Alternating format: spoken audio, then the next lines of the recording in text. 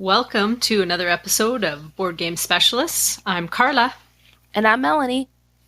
And today we are going to talk about our MelCon weekend. We did happen to say that we were going to do multi-use cards this week, but we're interrupting that episode to fill you in with our whole weekend of MelCon. Well, part of our weekend. We are going to talk about the top 9 games we played at MelCon because we each played over 20 games. So that would make for a very long episode. So yeah, we might as well get right into it. Do you have any honorable mentions, Melanie? I wrote down my list and I'm trying to think of what else I played that I'm not mentioning on here. So I'm going to say no. Okay. I just have a couple.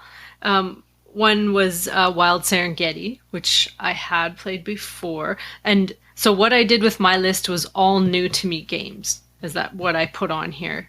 Because we did play, sorry, there's one that's not all new to me, but we did play some others that I've played before. Wild Serengeti was one of them. I played it once before. And we had a very long game of that at this convention, only because we were all very distracted with talking about other games and looking them up on our phone and talking about upgraded components, and we were ordering food. It was kind of a funny game, but we were all equally veering off here and there, so it was a really good game though. But the other one I want to talk about is called the Deadlies. Now this was designed by Paul Saxberg, I think you call him, that's his last name, which he was there. And so we got to we played a whole day with him on Sunday.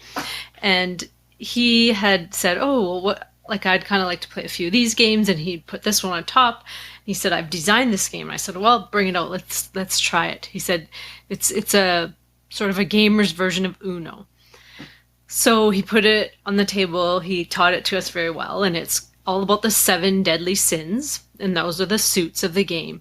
And they each kind of do a different thing. And it was actually really neat because you can play not just one card at a time. You can play pairs, you can play triples, you can play sets of cards, you can play colors of cards.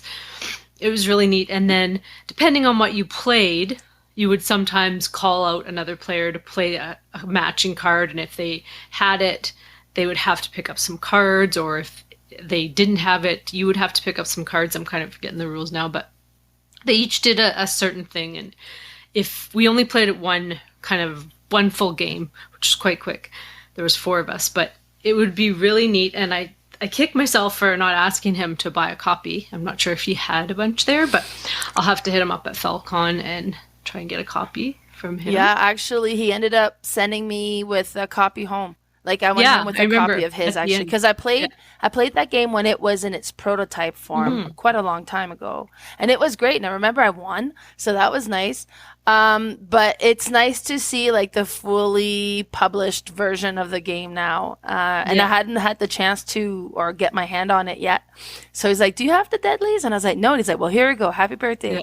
So, no, I should have. I was super excited. Mentioned it after. Me and Cherry were both saying we should have got a copy. We weren't even really thinking, but it was neat. And the fact that he had the original art he had planned for the game was for another friend of ours, Michael, his daughter did the art, and she's just a young girl, 19. She's an amazing artist, though. She's done a lot of illustration for published books and stuff. So yeah, she'd be a great board game artist too. So that would be really neat. But let's get into our top 9. So what's your number 9? Well, before I will get into that, I just want to kind of give a little bit of the overview of MelCon. So MelCon is a game convention that I normally do around my birthday, but before it was just a gaming weekend at home. This is the first time that we actually rented a hall, kind of opened it up to the public. Now, I didn't do tons of advertising per se. I just kind of posted it that it was happening on different Facebook game groups. And we had 22 people on Friday come. We were about 33 on the Saturday and about 20 on the Friday. So it was good. Actually, the hall was fairly full pretty much the whole time. We had people come in from Lethbridge. Some people came from Leduc. So it was kind of pretty widespread as well. So I would say MelCon was a success. So it was Oh great. yeah, it was awesome. Everybody had a blast and met lots of people, gamed with all different types and kinds of people. It was really fun. It was very, very successful, I think. Yeah, I think everybody's expecting it to become an annual official thing now too. So, That would be our but June yeah, so convention. yeah. So getting into my number nine, now I ended up playing 25 different games over the weekend. So we made a list of the top 9. So my number 9 was Longshot, the dice game. It's published in 2022 and it's created by Chris Handy. And this one was great. We actually ended up playing it twice back to back because the first time we played something a little bit off, but it's a roll and write where you're racing horses. So you have the dice that you roll, and then depending on what you roll, if it's the dice, like you move that horse ahead, because one is like the color, I don't know, it's like a D8, and there'll be the different horses, and then the other one goes from 1 to 3, and it's how much the horse is gonna move by. And you start with having a few bids on some of the horses, but as you play, you can purchase the horse, you can bid on some horse, you can collect kind of like there's like this little bingo area. We never ended up accomplishing anything on that side so much. You can like acquire jerseys and helmets and the whole thing. Like the first time I won by quite a bit. But then we weren't playing it quite right. But I wasn't, because you have like the ability to go and select a wild, and just kind of 3 times you can select a wild. And we were selecting the wild for moving the horses as well, but it's not. It's supposed to just be for the roll and write portion. But this one was so much fun. It was so neat with the horse racing, the bidding, and every time you roll and the horse moves. So let's say the horse number 3 moves. Well, on the horse number 3 cards, there's other horses that might be crossed off on it. And if like number 1 is crossed off, then number 1's going to move ahead as well. And the way that it's worked out, number 1 is crossed off on more cards than the number 8, so there's a higher probability that number 1's going to win. But number 8 pays better if number 8 wins top 3, so then you may want to kind of try to manipulate so that the 8 horse is going to move forward a little bit more and that sort of stuff. It was really neat. As I mentioned, we played it 2 times in a row, and it's definitely one that's on my wish list now. And then all the boards are like dry erase boards, so it was super cool. And that's my number 9, Longshot, the dice game. Yeah, that's a good one. I had kind of followed that one on Kickstarter, and then I chose not to back it, just thinking it was just, I could get it when it came to retail. And once it did come to retail, I did pick it up, and I had good for you. Played that on Mother's Day, and we really liked it. It would be good with a big group. Even it's good at like 3 players. I even play with 2, and it's good. So it's a good one for your collection.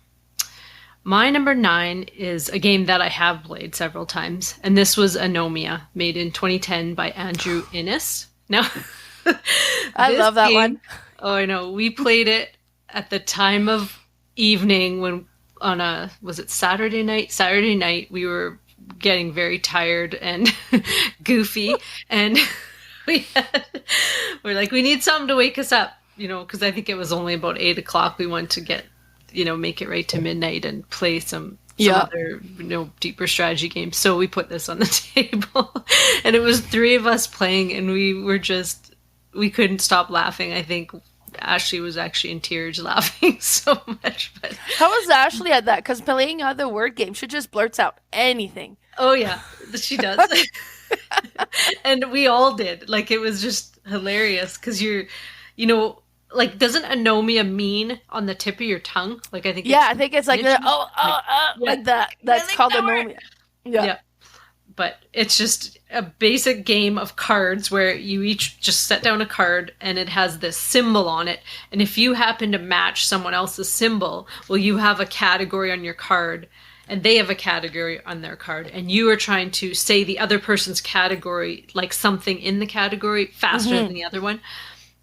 And that's all it is. Like, it sounds like it's so simple and it's wouldn't simple. be fun, but it's very fun. A great party game.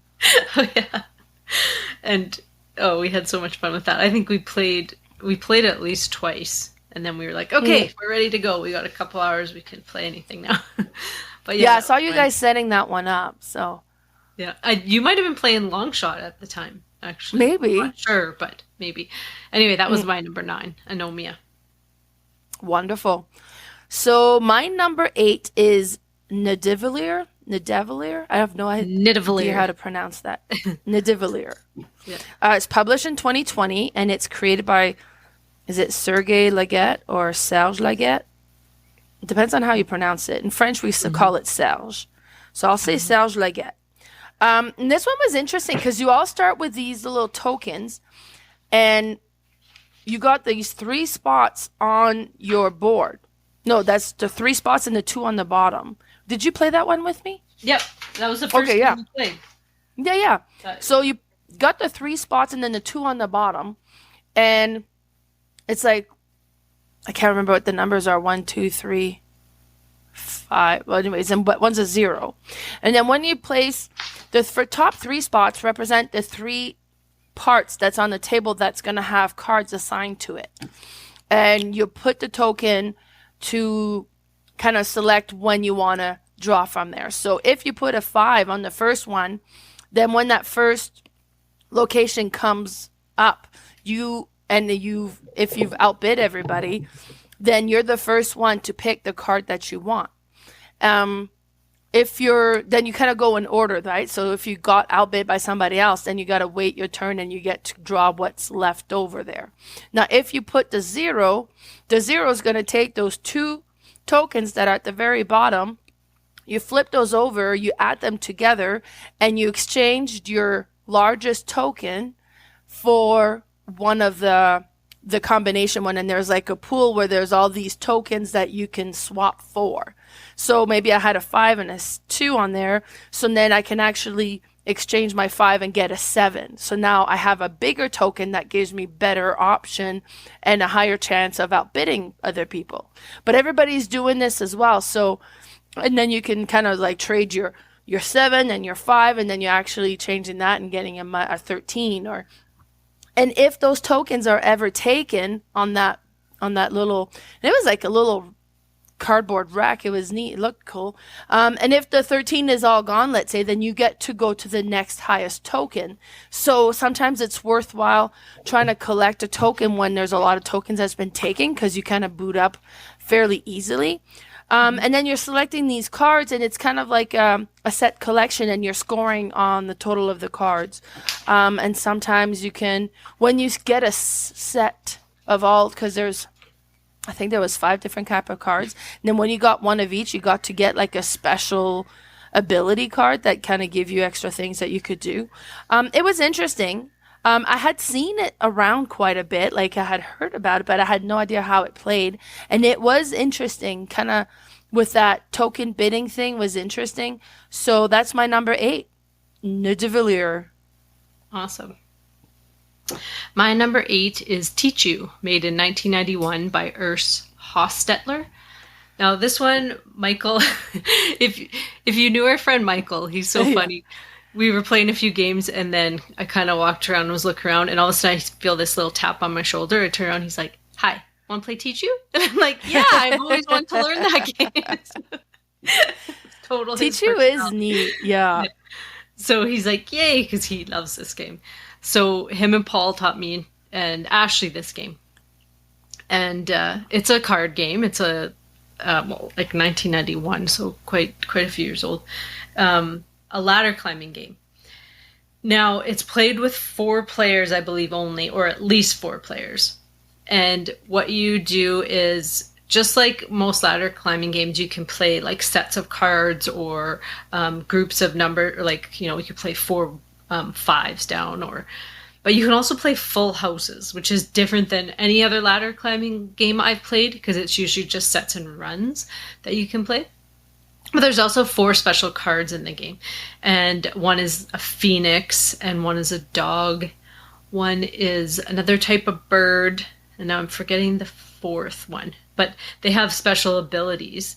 And you play with partners, so it's always 2 versus 2. And You can call at the beginning. If you think you're going to win that whole hand and go out first, you can call Grand Tichu. And Right. if you do, you get an extra 100 points in the round. Now, if you call it and you don't get it, then you're going to lose 100 points. And then you can also just call Tichu after everyone's been looking at both sets of their cards, because you get kind of 2 hands of cards that you would have to call that before you see your second set of cards.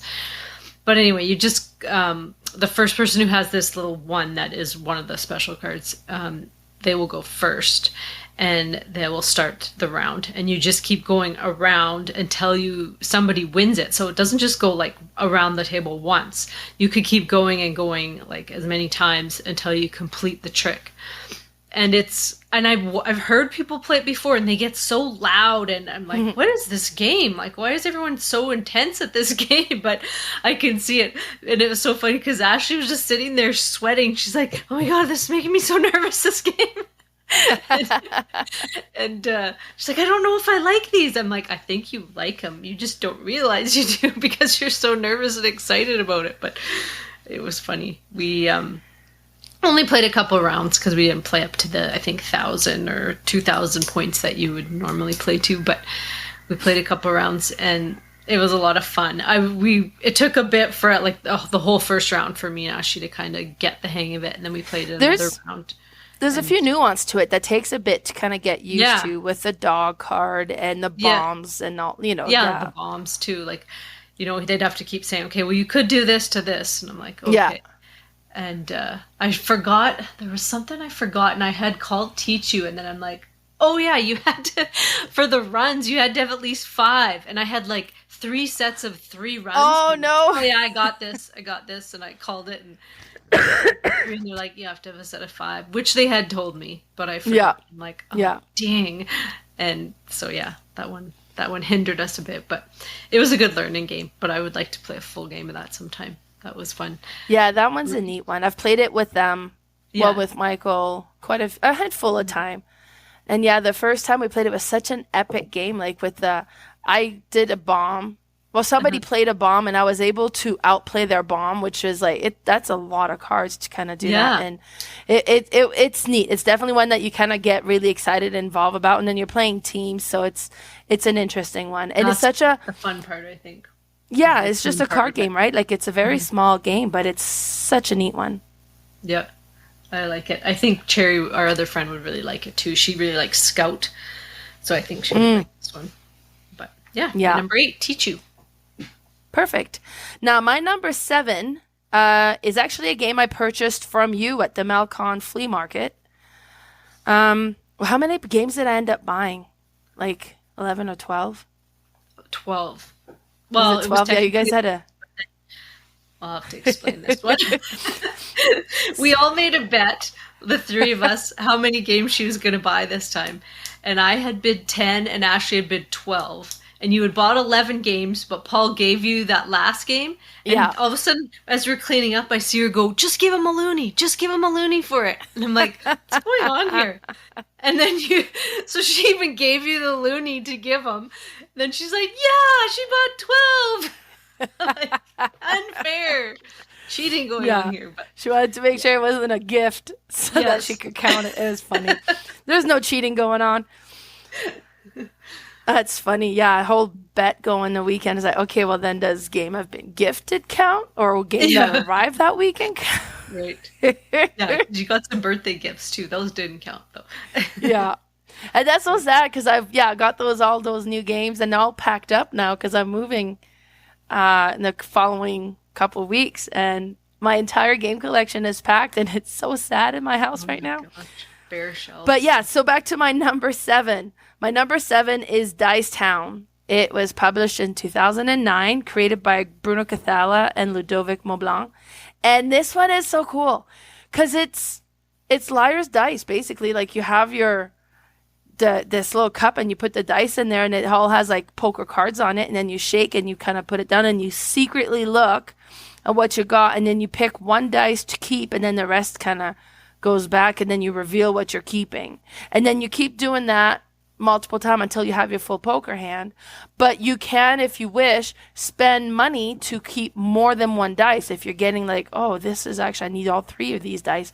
So you get the one for free and you can spend two money to keep the other ones. Now the game comes with paper money, but your copy had these poker chips, which are a lot more satisfying to play with. Yeah, so you pay the poker chips and then you would get to play. And then depending on what you have, so you would go through, because there's all these different locations that do different actions. And then the first one is the gold mine. So whoever has the most nines gets to collect that number of nines in gold nuggets. And you have these little gold nuggets you actually get to put in your little area. And the second one is robbing the bank. So whoever has the most tens can rob the bank and take on these poker chips. Because every time you pay poker chips, it goes into the what is it, like the horse carriage that's going to refill the bank eventually? Oh yeah, it's something like that. Yeah, and then the next location has cars that you can acquire. And it was so funny because I was playing this with my sister and with Lyle. And they had seen a card because they were stealing it back and forth between the two of them. And they were like at each other's throat over this card because it was pure points.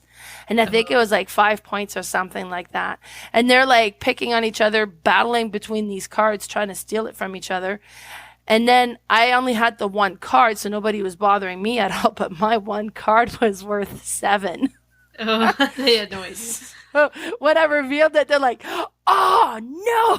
So it was funny. And then at the end, you have this one area that you can buy land deeds, which are all worth points. And it's whoever has the best poker hand that gets that one. Now, if you have a matching poker hand with somebody, it's whoever has the sheriff badge that's decides who wins. So, of course, if you have the sheriff badge and you're part of the final round, then be like, oh, I win. So one of the location is kind of battling for the sheriff badge as well. It was neat. I really enjoy this one. So that's my number 7, Dice Town. Awesome. I really liked the game too. I just could not find a group to play with it. My family didn't really like it and it just never went over. So I'm glad I sold it to you because then I could still play it. You can still play it. Yeah, there you go. Awesome. So that was your number 7. My number 7 is Paleo, made in 2020 by Peter Rustemeyer. Now, this game was a game we had bought after Gobfest because we had a friend visit us there, and you all got these door prize tickets. And he had to leave early, so he's like, oh, here, you guys take my ticket. And like you can have the prize or whatever. And we ended up winning a $50 gift card. So we're like, oh, okay, what are we going to do with this? So on the way out of town, Ashley, one of our friends in our group, had stopped at the game store and she's like, okay, what should we buy? And she was listing all these games. And I'm like, oh, Paleo, I've heard that's like, it was, I don't know if it either won, but it was nominated for the Spiel des Jahres, which is the big German award. And so I'm like, oh, it's a cooperative game. Let's try this one. So we got it and we played it. I think we played this right before Anomia. Everybody was kind of tired. And oh my God. I was having such a hard time staying awake. I was like, I gotta go. You went and got coffees, right? I think after you left. You know what? Honestly, what I did, I left and I went and had a 20-minute nap at home. Oh yeah, that's right. Right. Because I couldn't do it. To sleep. But because I'd gone the whole day, the day before, to set up and then played till midnight. But then I got home and we didn't go to bed till like another 2-3 hours. Right. So I was tired. Yeah. But we played it and you left a bit early, but we did end up winning and beating it just barely. Like the last turn, we either had to beat it or we were going to lose. So we did. And I was just so pumped about this game, but nobody else liked it. Like none of you 3 liked it. So I felt so bad so now we're going to sell it and we're going to try maybe getting Paint the Roses, which is another cooperative game, but it's like an Alice in Wonderland theme. But I really liked it. And I did try it solo because I played it solo to learn it so we could teach everyone there. Yeah. And hoping that everyone liked it, but they didn't. So it's too bad. I'd have to try it when I'm alert. And awake, possibly. That's what I thought. I'm like, well, maybe we should, but I found with that one, honestly, it was just like, well, here are my cards. and then be like, okay, well, you play that one, and I'd be like, okay, play this one. And I just held on to cards, and honestly, I was so tired, so I was making no decision. I was just like, okay, here are my cards. What do you want? Like, well, and how it plays is you split up the deck evenly, like just randomly, and on the backs of your cards you have these different, like you either have a river, a fire, a forest, or you could be fighting a mammoth. It might show a mammoth on the back, but it'll give you an idea of what you could find on the other side of the card. And it'll show you too, it gives you a list of like what could be in the river, what could be in the forest.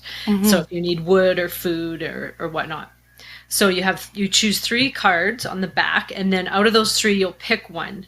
Like each person will pick one. You'll flip them over, and then you'll look to see if you can do these things. Because some of the things you need to have like perspective, or you need to have some like hunting power, or you need to have some craftsmen. Like because we each had a couple characters that had skills. That have some things, and then you might have tools as well, and you might need some tools to do things, but.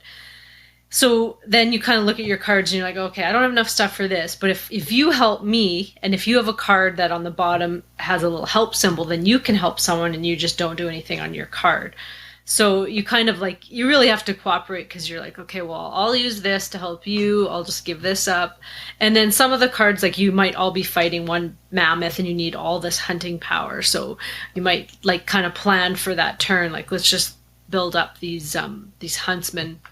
And then we'll hunt that mammoth, get like 8 food, and it'll be good for our whole first round kind of thing. But I just found it really interesting. To me, it reminded me of a really light Robinson Crusoe. I'm not sure if you ever played that one. That one's got 1,000 different rules. I like it, but you have to relearn that game every time you play it, because there's so many rules to it and so many different things, because you're building things just like this, where you're building and you need to like get the ideas first and then build the things. But in that one, there's like resources and events and like just way more involved. Whereas this one's kind of a lighter version of it. But it was neat. Like the theme was cool.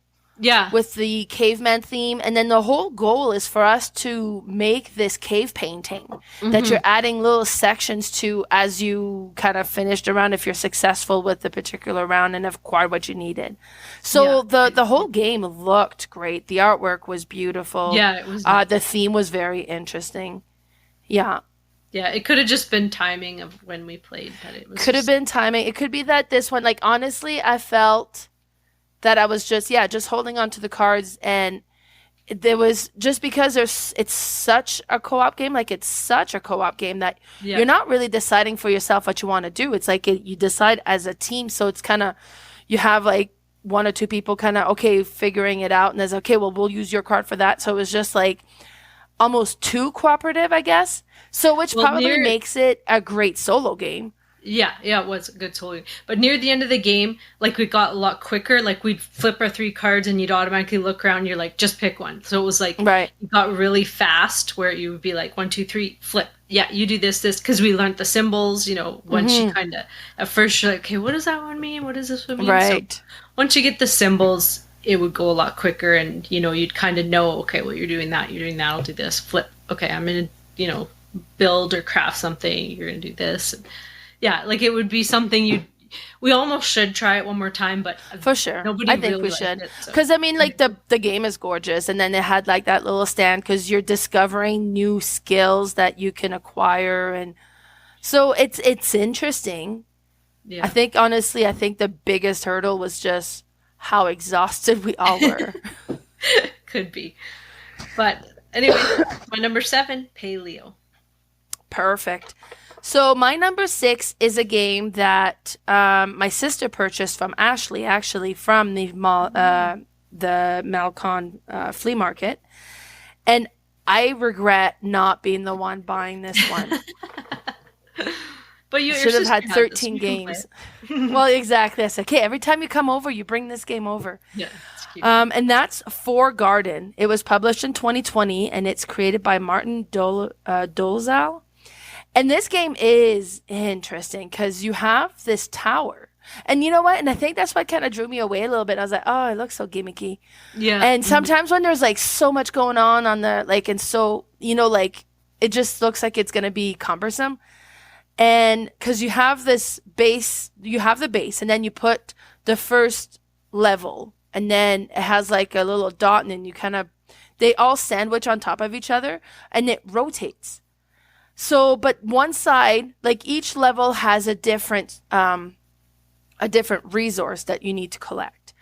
And the one side has 3, the one has 2, the one has 1, and the one has 0. And you have all these cards that you can utilize, and you have the bottom of the card has kind of the resource requirement in order to kind of do up this thing, because you're painting murals. So you need to fill in these resources in order to paint the mural. So you'd have to kind of put it down in your tableau, basically. Or you can discard the card to do some of the action. One of the action is to assign your resources, and it has like a little wheelbarrow symbol. And the other action you can do could either to randomly draw any resources, or to rotate this tower, and then the symbol will show you which level you can rotate. And you can rotate the very top one, the second one, the third one, or the bottom one. Now, if you rotate the very bottom one, everything on top is going to rotate as well. Now, if you rotate the second bottom one, then the 2 on the top is also going to rotate, but the bottom one's going to stay the same, and so on. And then, so it shows you like, okay, well, I'm going to rotate the second bottom one, and you go 90 degrees one side or the other, so then it's going to change everything. And depending on the card, you either collect your resources from the bottom up, or you collect from the top down, based on what the towers is showing on your side. So you have to have, like, if you play 4 players, it's 1 on each side of this tower. So based on what I have facing me, then I can collect those resources, but I only have room to collect 5 resources. I have a limit of how much resources I can have. And it could be that, oh, great, well, it got spun this way. Now I'm collecting 3 waters. I only wanted 1. So you kind of really got to look and strategize which way you're going to spin it, kind of what you're going to collect based on what you're trying to build. And then once you complete a mural, it gives you like special ability that you can get. So either extra points or extra thing, like an extra holder, so you can hold a little bit more resources. Mm-hmm. And every time you complete one of the segment of the painting, it has a symbol on it, and you move your token up on that one, and they call it like the god's path. There's 4 different god's path. So and you move your symbol up that way. If you ever get at the very end of that line and you complete that symbol again, then instead of moving forward, because you're all the way as far as you can go, you move everybody on that line back 1. And you can do that to a point where you actually knock them off the line completely, and they don't get to score that God's line. So there's a little bit of take that, but it was so cool. It was so neat. And yeah, no, it was neat. And then every time you complete like a second segment of that, the painting, then you get to recollect all the completed ones from that same mural. So the bigger the mural, the more times you're going to score, but the longer it's going to take you to get one of those special ability tiles that you can earn. It was so interesting. I really enjoyed that one. So that's my number 6 for gardens. Nice. My number 6 is Succulent, made in 2020 by J. Alex Kevern. And this one was a game brought by Ashley, and she taught me and Cherry this game. This is a tile laying, like mini economic game almost. So you have this board in front of everyone, and that you're placing out these, they're called gardens, but they're just little rectangles, either like 1, 2, or 3 plot, and they have little holes in the middle. And so the board has all these flowers on it, and so you're placing them on top of those flowers, and then you're placing your personal flower to claim that tile, kind of thing. And you get the little flowers underneath, or the petals of the colored flower underneath. So you'll take these petals, and what you're using the petals for is you're trying to collect these cards. So there's like a row of cards that you can collect, and you can set your little garden tool on it to not really save it. You just kind of put it there, and then if you do happen to buy it after with your petals, then you get this blue kind of crystal-y petal that you can place on another part of your board that is like points at the end of the game, or if you fill up like a whole plot of it, you'll get another little bonus as well, which is a light blue petal that can be a wild anywhere on there. So it's really neat. I guess it isn't an economic really, because you're just buying the cards and it's for points after. But it's neat because you're trying to also get the scorecards that you're buying will give you end game points. So they'll give you like an objective that you'll want to do throughout the game. So you want to make sure you're kind of starting that objective, and then you get the card, and then you kind of want to fulfill it on the board. Like I had one that wanted connected flowers, all my flowers to be connected, kind of. Mm-hmm. And I had quite a few that were connected. I think Cherry had one that they wanted to be on the outside border, so she had to kind of build her gardens all along the outside, and just different things like that. Some just score points for however many orange petals you had on all your scoring cards or things like that. It was a really pretty game too. Like it had beautiful like art on the board, and just even the cards were really nice. The color spectrum was really neat. And then your little board on the side where you're covering up all these little boxes of flowers in order to gain points at the end of the game was neat too. It was like I would say like a light game, but really neat. And I think it was like a 45-minute game maybe. So just perfect time. And that was Succulent, that's a good time frame for a game. Yeah. Perfect. Number 6. I didn't realize this game was there. My number 5 is Imhotep. Imhotep, published in 2016 and created by Phil Walker Harding. And I played this one with my sister and Lyle again. On the last day there, my sister was the only day that she attended, so we tended to play a couple of games. And then that was the only day that Lyle could attend as well, because his son was graduating that weekend. So, and we ended up playing these few games now. And Lyle's a huge Egyptian theme fan when it comes to board games. So he's like, yeah, I want to try this one. So, and it's so cool because you have these little cubes. Like each player gets their own colored cubes, but they're not like tiny little cubes. These are big chunky cubes, and there's like white, brown, black, and gray. And you have these cubes, and then you're going to be stacking these like, so first you have like the quarry that has all the cubes, and then you have your little section where you've collected some cubes, so you can collect up to 3 at a time to put in there. Now you can only ever hold 5 at a time. So if you run out of cube, then you got to spend an action to bring 3 more cubes in. And then on your turn, you're going to put a cube on a boat. And each round, you have a card that's going to flip over that shows how many boats are available that round.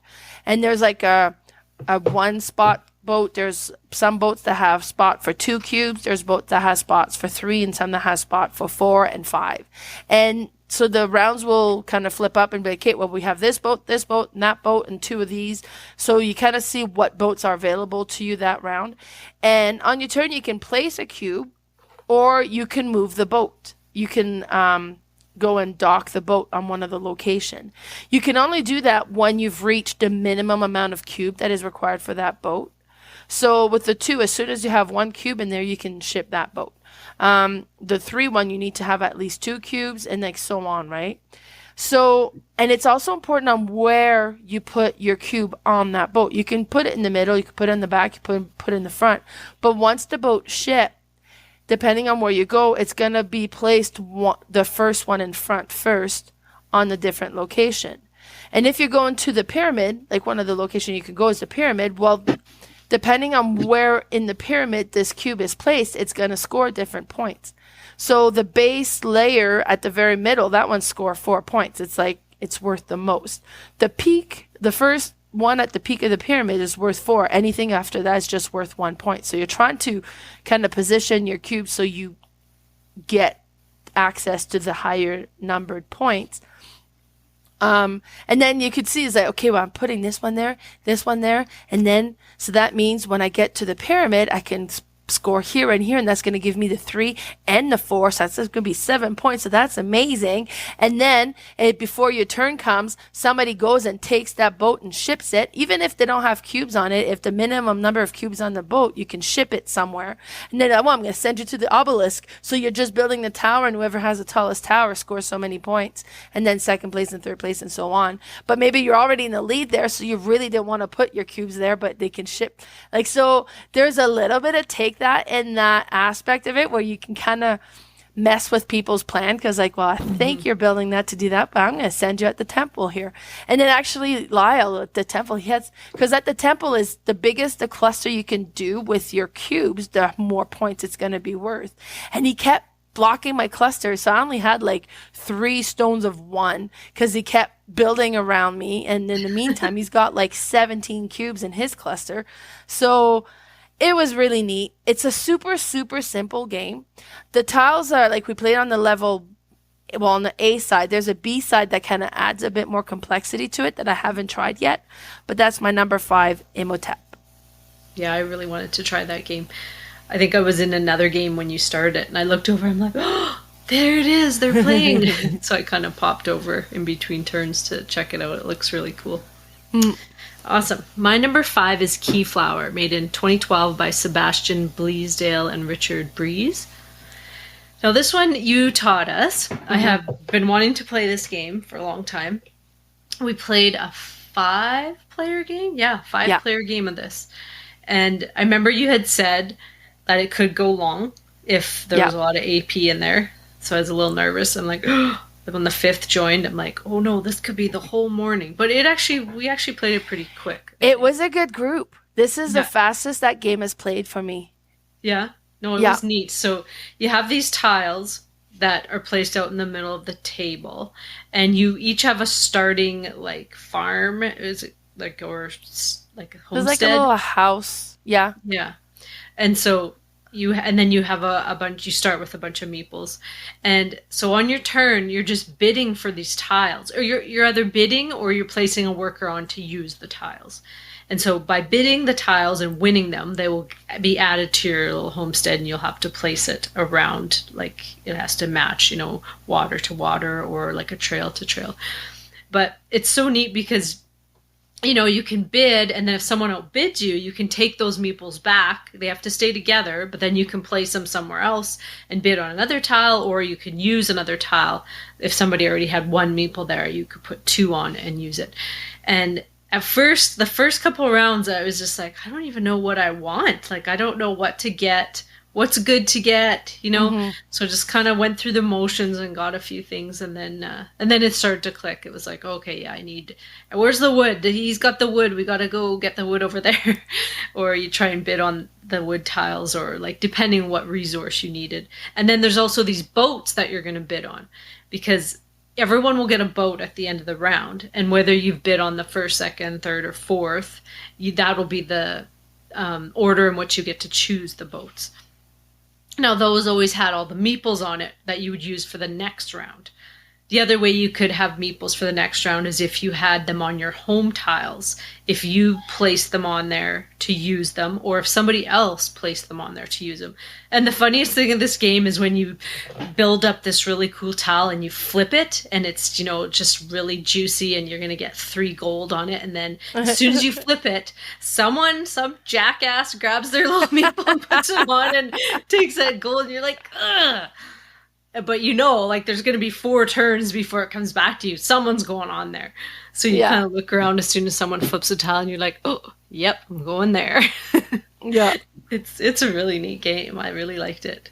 And I would love to. You can't really play it with 2, though, could you? It'd have to be like a 3 I think you can.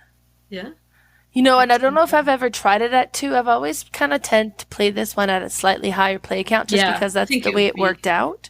It would be a better game with at least 3 or 4, for sure. But it was neat, definitely, with because there's so many people outbidding you or utilizing so it's kind of, it adds to that, for sure. Yeah, we'll have to everybody was kind of after everyone, so it was like not, just pick one person, pick it on.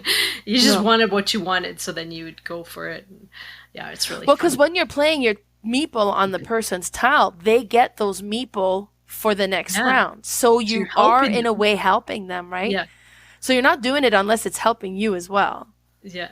Yeah. I know I can sometimes there's one round I didn't win a tile and the next round I'm like, okay, nobody wants that tile. I'm just going to get it and flip it and then it will be juicy and people will just come to this tile. And they did eventually because I'm like, I don't know how else to get the stuff I need, but there's ways around it. You can definitely there's definitely strategy. You can manipulate things and get things that way. But yeah, it was really because it's an engine building as well, right? Yeah, for sure. Yeah. And that's my number 5, Keyflower. Wonderful. So my number 4 is Creature Comforts, published in 2022 by Roberta Taylor. And we've played this one again, and I think we were 5 players, so we're at the max player count. And my thing with this one is, like, I find that sometimes there's too much downtime, and I find it a little bit difficult, like, too long to play. And it definitely played long. And it probably definitely had a lot of downtime. But being that we were at MelCon, and there was so much going on all around, that when it wasn't my turn, I'm, like, looking at the other games. I'm taking pictures of the games. So it didn't feel so, like, time-consuming this time just because I was so distracted elsewhere at the same time when it wasn't my turn. And actually, turns out I've been playing this game really wrong. Oh, really? Yeah, because we played with Paul, and Paul had played, I believe, with Roberta on the prototype copy. And he's like, oh, I didn't know the rules said that. And we're like, oh, I don't know. I've been playing it the way it was taught to me. So, because we were doing that, you could put the worker down, and then wherever you have your worker, you can send the dice there, but you could activate that spot multiple times if you had enough dice to do it. Apparently, you can't really do that. Oh, I didn't know. I don't think I played that way. Yeah, no, I think that was the very first game we played when you were at Gobfest. Yeah, so I was playing that wrong, which probably lengthened the game as well. Oh, yeah. Now this turn, we played it the way I was teaching it. Just Paul was like, well, as long as we all play the same way, that's fine. But so I'm going to have to read the rule book properly because I think a few of the rules that I have been taught was a little wrong. So, but I mean, Creature Comfort is such a pretty game. Yeah. It is a very pretty game. All the components, the wooden bits, the little worm that's the first player marker, like, and you have all those little wooden meeples that's like each your different animal that you are. You got your custom dice and then the village dice that everybody can use. And it's interesting because it's a worker placement. You roll your 2 personal dice, then you select which locations you want to potentially activate because you don't have all the information. You only know what these 2 dice are going to be. You don't know what the village dice are going to be yet. So you kind of pick some spots to be like, well, hopefully I'll be able to do this. And then you roll the village dice and everybody's going to use the same village dice with the same numbers on their turn. And that's where it takes a little long. But because we were like able to activate the same spot multiple times, we were doing a lot of actions the way I was playing it, so that's probably made it even longer. But this one is fun. Honestly, to me, it reminds me a little bit of Lord of Waterdeep in a way, because you're collecting all these resources because you got these comfort cards you're trying to complete, and once you've collected enough, you can spend and complete these comfort cards, and it has a touch of that Lord of Waterdeep feel for me. But that's my number 4, Creature Comforts. Awesome. I didn't get a game of that in this weekend, but we did play that at Gobfest, and I liked it. Mm-hmm. All right. Well, my number 4 is Pickomino. This is made in 2005 by Reiner Knizia. Now, this game I had just purchased right before MelCon. I had bought it. I'd been looking at it for a while. I'd seen a bunch of reviews on it, and actually, I listened to another podcast called 5 Games for Doomsday, and probably 4 people that I've listened to, that was one of their games they were taking to the cabin, which is, Doomsday, you can only take 5 games. It's a really cool podcast if you want to listen to it. But I will. Yeah, anyway, so Reiner Knizia, the designer, and some others had also chose this, but he chose 4 of his own games and 1 other game. But this was one of them he chose. And so I'm like, okay, well, this must have some staying power. So I'm going to have to try this out. So I ordered this from Amazon. It was the same price as anywhere else. You couldn't find it in my local game store, but like ordering online. So, and I wanted it quick so I could have it for MelCon because I thought this will be the perfect game at the end of the night to play. It's just silly fun, right?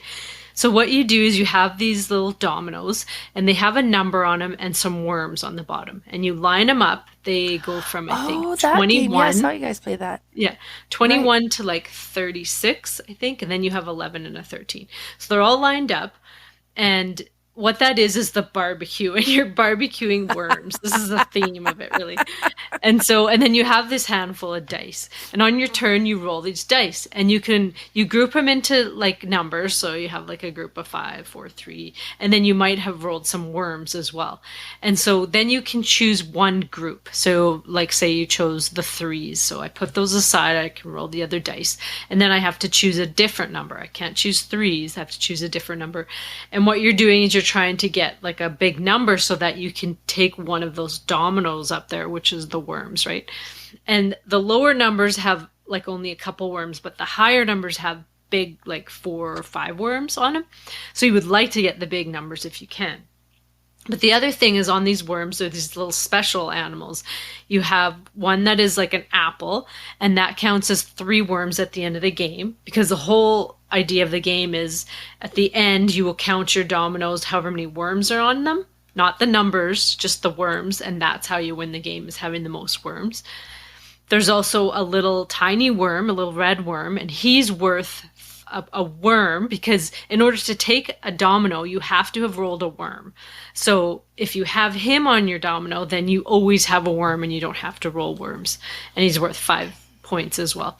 And then there's like a little weasel. And the weasel, if you have him, you get to re-roll 1 dice. So even if you bust, because the way you could bust is if, you know, you've got your 3s, your 4s, and your 5s, and you roll more dice, and say you only rolled a 3, 4, 5, well, then you bust. And you would have to put back a domino that was on top of your stack back into the barbecue.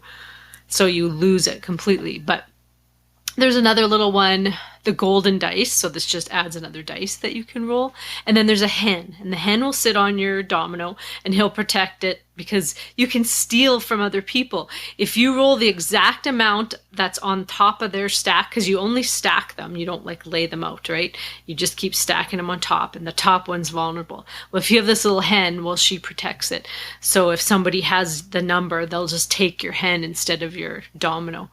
But it's just, it sounds kind of stupid, but it's actually really fun, because you just go around, and then after a while you're like, oh, I'm not even going to go for those. I'm going for your domino, because like Cherry would have this big stack of dominoes. So we're just trying to get hers away from her, because if we just keep getting these little ones, we're never going to win. It's just fun. It took us a while too, because you go around and then you're collecting them, and then you're stealing from them. So then your pile's getting higher, and then all of a sudden they're ganging up on you because you've got this stack of dominoes. I did terrible. I had 2 or 3 dominoes the whole time. They were like having these stacks, and I'm just trying to steal them. And then I just kept busting, because I just kept trying to go for it, you know, trying to get these high ones or steal theirs. But it's really cute and fun. And that's my number 4, Pickomino. That sounds interesting. Yeah, I saw you guys had it all set up. And I've seen it around. Like, it's one that's definitely been talked about. Oh, yeah. I haven't seen it at conventions, but I had to see. Well, not at conventions, I guess online, like on different YouTube videos and stuff. Yeah. So nice. All right. Well, my number 3 is Awkward Guests. So I played Awkward Guests for the first time at Gobfest and loved it. And I was like, okay, I want this game. This is like right up my alley, and I just really enjoyed it. And then a friend of mine ended up selling it, and I was like, okay, great, I'll buy that from you. She said, perfect. Do you want me to bring it to FallCon, which is in August? I was like, no, I want it for MelCon. I'm coming to get it. So that's years away. Yeah, that's way too. I can't wait that long. So went and collected Awkward Guests. We ended up playing it twice at MelCon. We played it the Saturday night, and I think we were like 7 players. And then we ended up playing it again on Sunday, and then we were playing it 3 players. I think Is it Friday night? Yeah, because we weren't there Friday. I think Ashley. I Oh, think. okay. So then it was Friday and Sunday that I played it. Yeah, but Yeah. the Friday then it was like a big group. We were like 6, 7 people playing it, and then the second time we played it, we were three. And honestly, I enjoyed it at both player counts. It was neat. And with this one, what's like you. I used the app so that kind of generates a scenario and you kind of pick the difficulty level that you want and it'll bring out a bunch of cards. And the longest part of setting this game is just going through and pulling all the cards that you need to have the scenario. And then you shuffle all these cards out and then you kind of hand out 6 to each players and those are the beginning clues that they have. And you can take turn making offers. So you have this big sheet of paper that's behind like a screen and you take note of all of your clues that you've gotten on there as that, okay, well, the police says that it wasn't a bladed weapon that caused a murder. So you can cross off all of these weapons and we'll know that this one is in the shed. So you can cross that off in the shed. You can cross that off in this room. And so you're kind of starting to build the picture and then you take turn making offers saying, okay, well, I want to know about the sisters in the kitchen. And then people will go through their cards and look at what has a clue on that. And it's indicated on the top corner what the clues are about. So, okay, well, this is about that. So put that face down and you put like a value on it because each card has a different value to it, but from 1 to 3. And honestly, it was funny. We were playing it. I was like, well, I'm not giving you a 3. That's a really good clue. And so you don't have to give the clue, but you can. But if you don't, you're not going to get clues back. So you could be like, okay, well, I have 2 cards here with a total value of 2. So then they can give you 1 card that's worth 2 or 2 cards that's worth 1 each, or they can overpay if that's what they have, but then you trade clues. So then they get your card, you get these new cards and you note down these new things. Mystery of the Abbey does that where you're swapping clues as well. And you go around and you can take a guess as to try to solve it. But if you solve it, you cannot take a guess the next round if you guessed incorrectly. So you want to make sure you're kind of pretty close to being accurate because you're going to have to go a whole other round if you are wrong. And it was so neat. It's one I really enjoy. I like the deduction, solving the mystery part of it. And that's my number 3, awkward guests. Yeah, that's a really fun one. My number 3 is Merchant's Cove, made in 2021 by Johnny Pack, Carl Van Ostrand, and Drake Villarreal. Now, this one is a new game that came out just at the end of last year. Well, I mean, it could have came out earlier somewhere else, but I think here it came out at the end of 2021. This is a really interesting game because what you're trying to do is you're all trying to sell to these merchants on these ships that you're bringing into shore. But how you do that is you each have your own little way of, or your own things that you're selling to them. You're all playing a different game. In the end, trying to sell to the same merchants, but you have these player boards and one person, like the blacksmith, is using dice and he's manipulating or she's manipulating these dice and turning them into goods somehow. I played the alchemist, so I was making all these potions with marble. So it was like a mini potion explosion game almost that I was playing. And I was trying to manipulate them in order to make all these potions. And Ashley was playing, I think it was pirates she was doing, where you had to move these pirates around and collect treasures. And that's what she was selling was, I don't know if they were stealing these treasures or whatever, but that's what she had to sell. There's all like different types of player boards as well. There's one where it's like you're playing a little roll and write. That one I think is called the Oracle.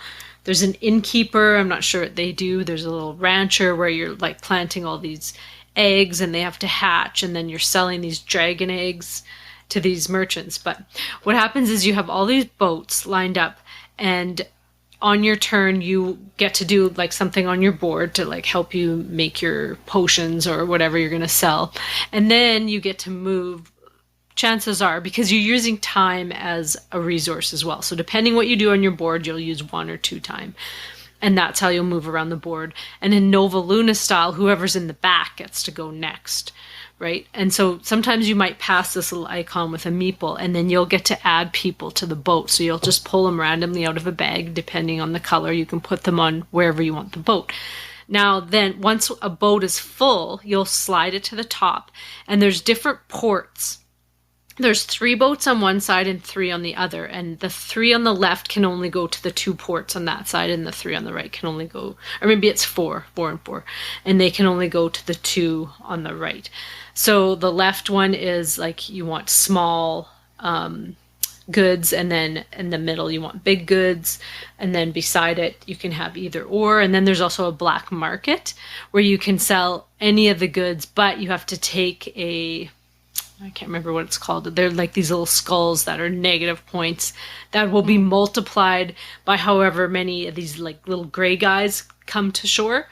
So you don't want many of those, because the more gray people, like say there's 6 at the end of the game, however many of these little, I think there's skulls on the card you have, you multiply it by that, and that's the negative you get. So you don't want too many of those, but the black market is the easiest place to sell because you can sell anything there. I mean, they have to be to the right colors because you have to sell a red good to a red meeple. Mm-hmm. So it's really interesting because you just want to try out everybody's player board, like, and try a different faction each time. The only thing is that each board, it's not like a real complicated thing. It's a real simple thing. So I don't know how much replayability there will be after you've tried all of them. Because I'm not sure, like, it holds enough... I'm not sure what the word is, just like enough interest in each one, like that it's like deep strategy in each game. Like I think they're all pretty simple. How many different characters are there? Well, the base game comes with 4, but then I think you can get 4 more, I'm thinking right now. And I mean, I'm sure it's just endless, expansions that would come. And they might end up making, like a little bit heavier ones, but it's kind of a tribute to, like, I think these designers are sort of, this isn't the only reason they did it, but they did it to kind of show, like, look what we could do. We've made every kind of mechanism possible and put it in this game, but it's all separate games, right?